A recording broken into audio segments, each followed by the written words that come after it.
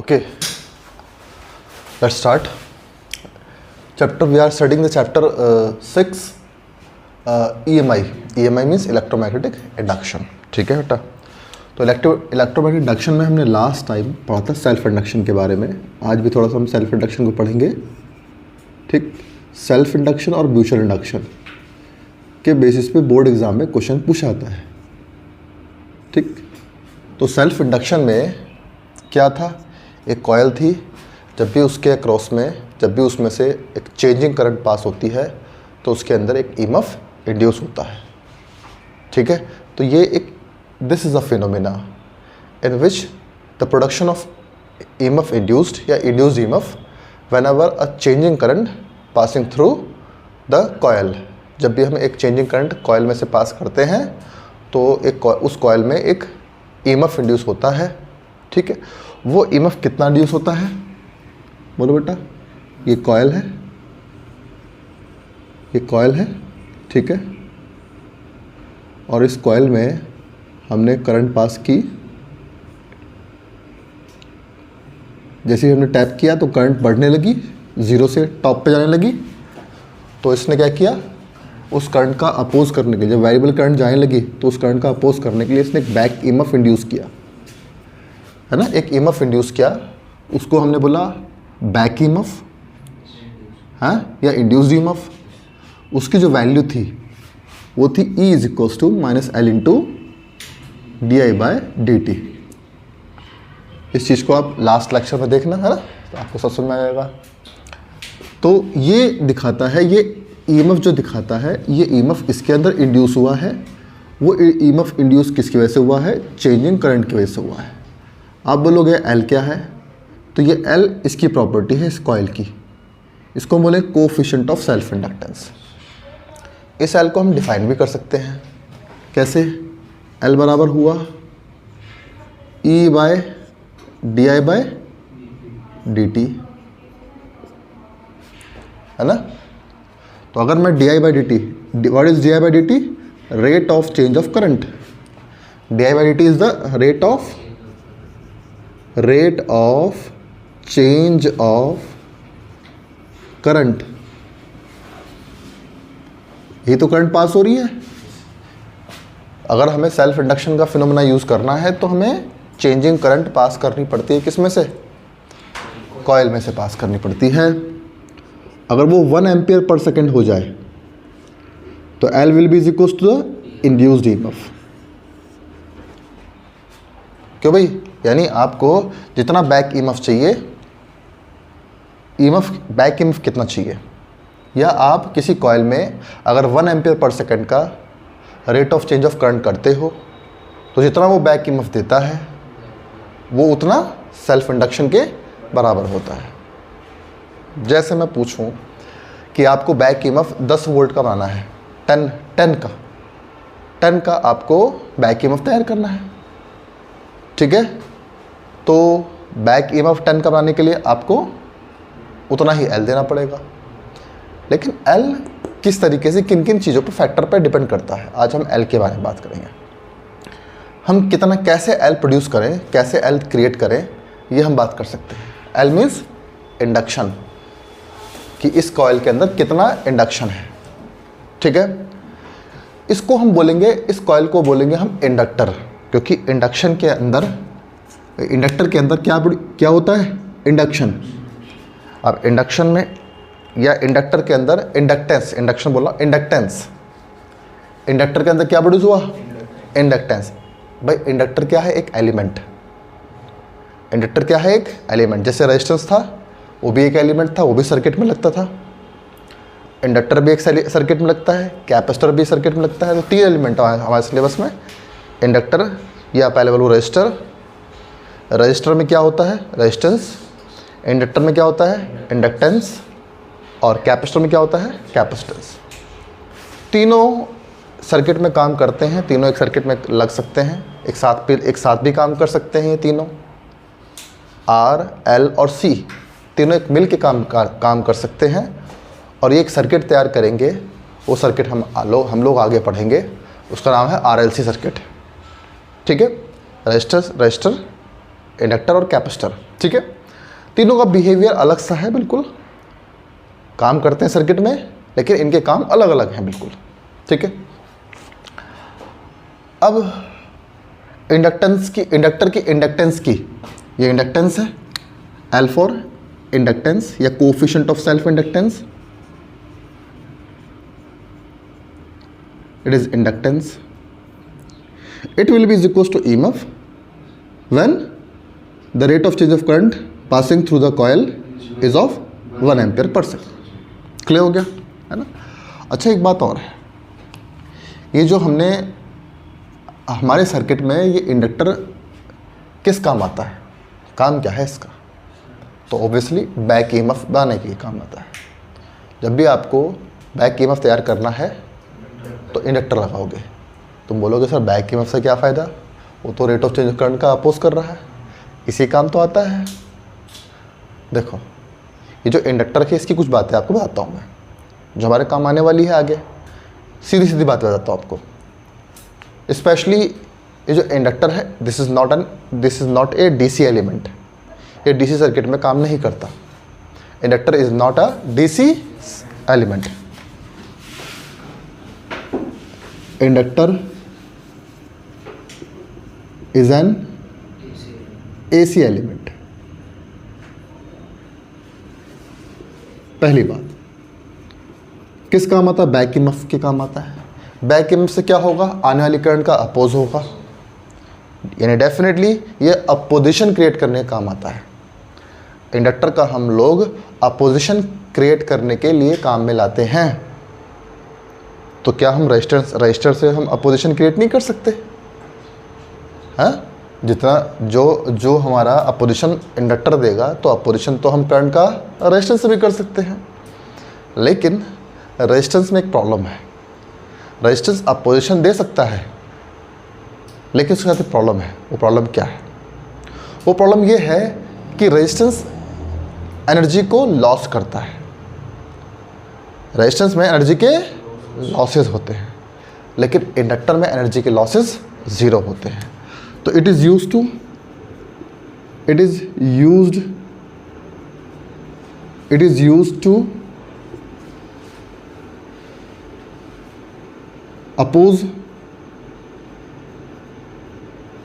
oppose the rate of change of current, the changing current.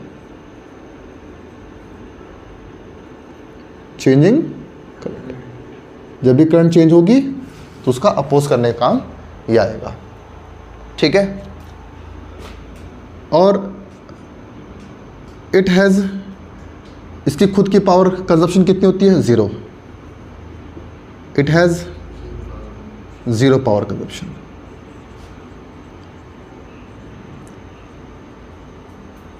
ठीक, इस वजह से एसी में हम लोग इसको यूज़ करते हैं अपोजिशन के लिए। ये बार बार अपोजिशन क्रिएट करेगा।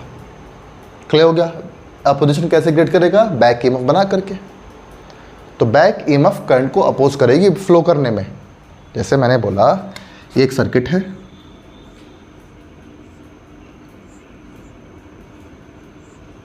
ये सर्किट है। आप ही बताओ, ये वेरिएबल वोल्टेज, वेरिएबल ईएमएफ है। अभी ये करंट इस तरफ फ्लो कर रहा है, ये करंट इस तरफ फ्लो कर रहा है ना।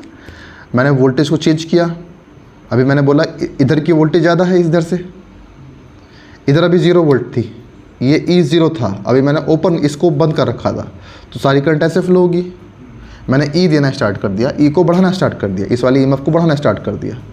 तो बताओ, गैलोमीटर की निडल या वोल्ट मीटर या वोल्ट जो भी मान लो, अमीटर है यहाँ मान लो अमीटर, तो अमीटर की रेंज बढ़ेगी या फिर कम होती जाएगी? कम होती जाएगी। एम्पीयर कम होते जाएंगे सर्किट में, गैलोमीटर डिफ्लेक्शन कम होता जाएगा। आप और ईएमएफ बढ़ाओ तो और भी डिफ्लेक्शन कम होता जाएगा। फाइनली ऐसा भी हो सकता है कि डिफ्लेक्शन ज़ीरो हो जाए, सर्किट में कोई भी करंट ना हो। तो हमने 2-2 सेल लगा रखे हैं, लेकिन सर्किट में कोई भी करंट नहीं है ना। तो अपोजिशन ईएमएफ से भी हम क्रिएट कर सकते हैं, ईएमएफ से भी हम अपोजिशन क्रिएट कर सकते हैं। लेकिन आप एक बात हमेशा ध्यान रखना, एनर्जी का लॉसेस कौन करेगा? रजिस्टर। एनर्जी के लॉसेस होते हैं रेजिस्टेंस में। क्लियर हो गया? ठीक। अच्छा, एक बात और है, जब भी आप की प्रेस करोगे तो rate of change of current ऐसे होगी, है ना। Rate of change of current कैसी होगी, ऐसे। करंट डायरेक्शन क्या है, ये। इस तरफ करंट इंक्रीज हो रही है जब भी आप, when ever you press tap the key. First क्या है, व्हेन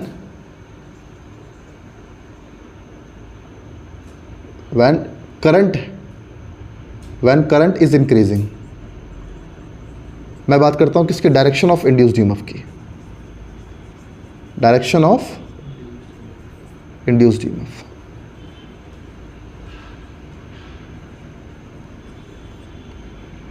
इन एन इंडक्टेंस या इन एन इंडक्टर।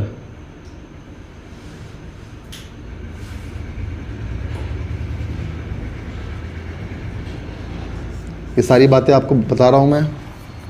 तो व्हेन करंट इज इंक्रीजिंग,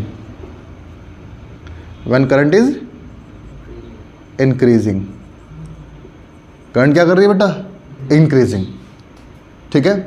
तो करंट इंक्रीज कर रही है तो ईएमएफ को करंट इंक्रीज करने का अपोज करना है ना।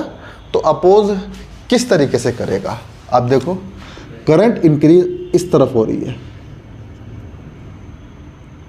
तो बैक ईएमएफ किस तरफ होना पड़ेगा, उसके अपोजिशन में, यानी बैक ईएमएफ हो जाएगा अप्लाइड ईएमएफ के।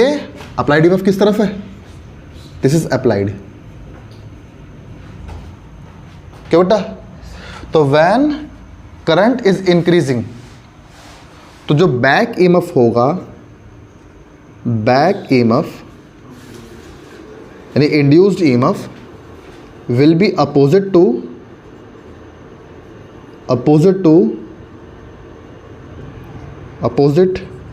to the applied EMF, will be opposite to the applied EMF। क्यों भाई, जो अप्लाइड EMF है उसके कैसा होगा, बैक EMF अपोजिट होगा। अप्लाइड EMF किस तरफ है, इस तरफ। इंड्यूस्ड EMF किस तरफ है, उसके अपोजिट है। अब नंबर 2, अब तुमने टैप को रिलीज किया। ये इसमें क्या है, व्हेन की प्रेस, की को क्या किया, प्रेस किया। अब क्या किया, व्हेन की रिलीज्ड, की को रिलीज कर दिया। जब टैप की को, जो हमने इस की को छोड़ा हमने, तो अब क्या होगा, करंट डिक्रीज होगी। करंट डिक्रीज कैसे होगी, ऐसे। अप्लाइड ईएमएफ तो इसी तरफ है, करंट डिक्रीज कैसे होगी अब, क्योंकि कोई भी करंट डायरेक्शन तो उधर थी भाई, पानी पाइप में बह रहा था, ठीक है, पानी में बह रहा है। अब मैंने टैप बंद कर दिया, मोटर बंद कर दिया, तो पानी इधर बहता हुआ ही तो कम होगा। पानी डायरेक्शन तो वही रहेगी, लेकिन इधर बहता रहेगा। अब धीमे धीमे वो क्या होगा, कम होता चला जाएगा, धीमे धीमे उसकी क्वांटिटी कम होती चली जाएगी, ठीक है। इसमें सब दिख रहा है ना, क्लियर हो गया बेटा। तो क्वांटिटी अब कम होती जाएगी, मतलब इधर ही बहेगा लेकिन वो धीमे धीमे रिड्यूस होगा। तो rate of change of current decrease किस तरफ होगी, डिक्रीज तो है ही। अब क्या करेगी बेटा, डिक्रीज इस तरीके से होगी, ठीक है बेटा। अब यानी अब डिक्रीज ऐसे हो रही है, कम हो रही है, लेकिन करंट डायरेक्शन तो वही है, करंट डायरेक्शन तो वही है, अभी भी करंट डायरेक्शन नहीं चेंज हुई, लेकिन अब करंट डिक्रीज हो रही है। तो इस बार क्या करना पड़ेगा, बैक ईएमएफ को इस बार क्या करना पड़ेगा, अब भी उसके डिक्रीज होने का अपोज करना पड़ेगा, क्योंकि बैक ईएमएफ को किससे दिक्कत है, बैक ईएमएफ को दिक्कत है चेंज इन करंट से। अब करंट इंक्रीज हो या करंट डिक्रीज हो, दोनों से ही दिक्कत है उसे। तो इस बार क्या होगा, जैसे ही टैप की रिलीज करोगे, बैक ईएमएफ फिर से इंड्यूस हो जाएगा, फिर से इंड्यूस होगा, वो इस बार अपोज करेगा उसके डिक्रीज होने का। अब यानी डिक्रीज होगा तो बैक ईएमएफ क्या करेगा, जितना तुम कम हुए उतना वो बढ़ा देगा। भाई जितना तुम्हारा पोटेंशियल डाउन हुआ इतना वो इंक्रीज कर देगा, फिर से वो उसको बढ़ा देगा। क्या ये बात समझ में आ रही है ना। जितना तुम पहले तुम्हारे बढ़ने का अपोज कर रहा था, जब तुम इंक्रीज हो रहे थे तब अपोज कर रहा था, अब तुम डिक्रीज हो रहे हो तब भी अपोज कर रहा है। किस चीज के लिए, क्या करना चाह रहा है वो, तुम बढ़ो, तुम उतना ही रहो, वो नहीं चाहता तुम इंक्रीज हो, वो चाहता है कि तुम कितने रहो उतने ही रहो। जैसे मान लो अब करंट ने अपना पोटेंशियल 2 वोल्ट डाउन कर लिया, तो बैक ईएमएफ ने क्या किया, 2 वोल्ट बढ़ा दिया, करंट कितनी रही, उतनी रही, सेम रही। वो 3 वोल्ट गिरा दिया, उसने 3 वोल्ट उसको दे दिया, करंट कितनी रही, उतनी रही। तो सर्किट में क्या हुआ, सर्किट में करंट कुछ देर उतनी की उतनी बनी रहती है। लेकिन बैक ईएमएफ जो होता है उसका अपना सोर्स चेंजिंग करंट से ही आता है, और चेंजिंग जो करंट थी ये अप्लाइड ईएमएफ से आती थी। अप्लाइड ईएमएफ बैटरी से था, बैटरी के पास लॉट ऑफ चार्ज है, उसके पास तो कमी नहीं है। एक समय ऐसा आएगा कि अप्लाइड ईएमएफ के बाद इतनी कैपेसिटी नहीं रहेगी कि वो उसको उतना ज़्यादा पोटेंशियल दे सके। क्या बात क्लियर हुआ नहीं हुआ, चार्जेस कम होते चले जाएंगे, फाइनली जो करंट होगी वो पूरी ज़ीरो हो जाएगी। लेकिन उसने क्या किया, उसको सपोर्ट किया। लेकिन एक बात तो सुनो, शुरू में डिक्रीज इन करंट बहुत तेज़ी से होता है, तो बैक ईएमएफ बहुत ज़्यादा डेवलप होगा, बैक ईएमएफ बहुत ज़्यादा डेवलप हो जाएगा। डिक्रीजिंग करंट शुरू में कैसा होगा, बहुत ज़्यादा, तो बैक ईएमएफ भी कैसा होगा, बहुत ज़्यादा। क्लियर नहीं हुआ, क्योंकि करंट भी अभी ऑफ कर दिया तो करंट डिक्रीज भी बहुत तेज़ी से होती है, तो एक बैक ईएमएफ क्रिएट हो जाएगा फिर से। आपने कभी नोटिस किया होगा, जब भी आप स्विच ऑफ करते हो फैन को तो स्पार्क होता है, अंदर लाइट्स चलती है, ठीक है। बल्ब जो होते हैं, अब तो ये तो एलईडी बल्ब की नहीं बात कर रहा हूँ, जो टंगस्टन वाले बल्ब हो गए, ठीक है, जिनकी येलो लाइट होती है। आपने अभी कभी नोटिस किया होगा कि बल्ब कई बार जलता हुआ नहीं फ्यूज़ हुआ, वो बंद होने के बाद ही फ्यूज़ हुआ है। हमने जलता हुआ अच्छा छोड़ा था उसे, लेकिन जब हमने उसे ऑन किया तो ऑन नहीं हुआ, फ्यूज़ कैसे हो गया भैया। तो उसे फ्यूज़ करने वाला कौन था, बैक ईएमएफ। आपने जैसे ही स्विच ऑफ किया, अंदर कॉइल में, उसके कॉइल में एक उल्टा बैक ईएमएफ तैयार हो गया, बहुत ज़्यादा डेवलप हो गया। उसने क्या किया, उसने एक इतना ज़्यादा पोटेंशियल डिफरेंस क्रिएट कर दिया उस टंगस्टन के दोनों एंड्स पर, जिससे क्या हो गया, वो एक लार्ज करंट फ्लो हो गई उसके अंदर, जिससे वो टंगस्टन उस हीट की वजह से ब्लो अप हो गया, टूट गया, ठीक है। तो ज़्यादातर जो केसेस आते हैं स्विच ऑफ करने के बाद आते हैं। स्विच ऑफ करने के बाद बैक ईएमएफ सपोर्ट में आता है, एक लार्ज करंट डिक्रीज होती है। लार्ज करंट डिक्रीज होने की वजह से ये मतलब करंट बहुत जल्दी मतलब क्या है, डीटी कैसा होता है, बहुत ही कम। डीटी कैसा हो जाएगा, बहुत ही कम समय में चेंज होगा, टाइम बहुत कम हो जाएगा। डीटी कम हो जाएगा तो बैक ईएमएफ बहुत ही ज़्यादा हो जाएगा, बैक ईएमएफ बहुत ज़्यादा हो जाएगा। अगर आप सोचो एल ज़्यादा होगा तभी बैक ईएमएफ ज़्यादा होगा, चेंज करंट ज़्यादा होगा तभी बैक ईएमएफ ज़्यादा होगा, और टाइम बहुत कम होगा तभी बैक ईएमएफ बहुत ज़्यादा होगा, ठीक है। तो टाइम जितना छोटा होगा बैक ईएमएफ उतना ही ज़्यादा क्रिएट हो जाएगा, ठीक है। अच्छा, सेल्फ इंडक्शन के फिनोमेना पे हमारे पास पुराने ज़माने की जो ट्यूबलाइट्स हुआ करती थी, ट्यूबलाइट्स देखी हैं आप लोगों ने, उसके वो ये वाली एलईडी ट्यूबलाइट्स नहीं, वो जो गिलास की आती है, कांच की आती है ट्यूबलाइट्स, स्कूल में लगा हो कभी देखना, ट्यूबलाइट्स लगी होती हैं, कांच वाली होती हैं, मेले में लगी रहती हैं, लंबी लंबी सफ़ेद वाली ट्यूबलाइट्स, ठीक है। पुराने ज़माने में वही ट्यूबलाइट्स यूज़ हुआ करती थी, ठीक है।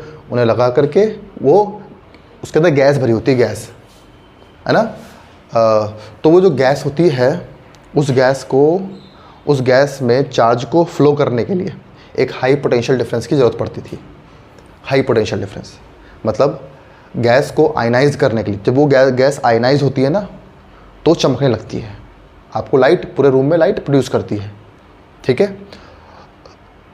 उसका ऑल्टरनेट आ गया था compact fluorescent lamp, CFL, jalebi वाली देखी तुमने, ट्यूबलाइट्स देखी थी जो जलेबी वाली जो आती है, CFL जिससे बोलते थे हम लोग, ठीक है। अब वो सब रिप्लेस हो गई हैं, अब तो LED बल्ब्स आ गए हमारे पास, ठीक है। लेकिन पुराने टाइम पे, आपके टाइम आप लोगों को देखा होगा सब, ठीक है, ट्यूबलाइट्स भी थी लंबी वाली, है ना, और CFL भी थी, ठीक। ये सब इनके अंदर क्या होता है, इनके अंदर गैसेस होते थे, उस गैस को आयनाइज करना पड़ता था। अब गैस एक इंसुलेटर होता है, लेकिन जब भी गैस में से अगर चार्जेस फ्लो होंगे, आयंस फ्लो होंगे, ठीक, तो आयंस फ्लो होने से उसके अंदर एनर्जी लेवल बढ़ जाएगा। अभी हम आपको आगे पढ़ाएंगे कि जो चार्जेस हैं, इलेक्ट्रॉन हैं, वो इलेक्ट्रॉन लोअर एनर्जी लेवल से हायर एनर्जी लेवल पे आते हैं। जब वो वापस लौट के आते हैं, जब एनर्जी लोअर से हायर पे जाएंगे वो, तो बेटा यहाँ पर वो एनर्जी गेन करेंगे, लेकिन जब हायर से लोअर पे आएंगे तो एनर्जी को रिलीज़ करेंगे।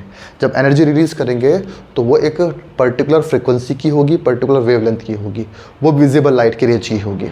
तो आपको विजिबल लाइट मिलेगी उससे, क्लियर होगा नहीं हुआ। लेकिन उन इलेक्ट्रॉन्स को हायर एनर्जी लेवल तक भेजने के लिए हमें बहुत ज़्यादा एनर्जी चाहिए होती है। अब वो एनर्जी कैसे दें हम? तो आंसर है ट्यूबलाइट्स के दोनों एंड्स पर हाई पोटेंशियल डिफरेंस क्रिएट करके। ये ट्यूबलाइट्स है, ये ट्यूबलाइट है, इस ट्यूबलाइट के दोनों एंड्स पर अगर हम हाई पोटेंशियल डिफरेंस क्रिएट कर दें, ठीक है, हाई वोल्टेज क्रिएट कर दें, तो